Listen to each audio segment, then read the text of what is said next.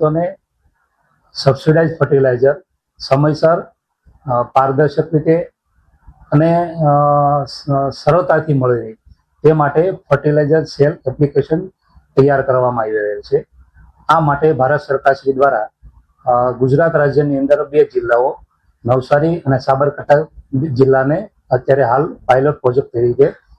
પસંદગી કરવામાં આવેલી છે। આ જે ગુજરાત ગવર્મેન્ટ દ્વારા જે ઓનલાઈન બુકિંગ ખાતર માટેની જે એપ્લિકેશન લોન્ચ કરવામાં આવે છે એના થકી આપણે એક દિવસ પહેલા જ આપણે એ વસ્તુ આપણે બુકિંગ કરાવી શકશું ને એની અંદર ડીલર પણ શો થાય છે આજે આપણે આજુબાજુના, જેના થકી આપણે જ્યાં ખાતર આપણને જોઈએ છે એ અવેલેબલ હોય છે એ ડીલર આપણે ચૂઝ કરીને ત્યાંથી આપણને જે ખાતર જોઈએ છે એ આપણે મેળવી શકશું।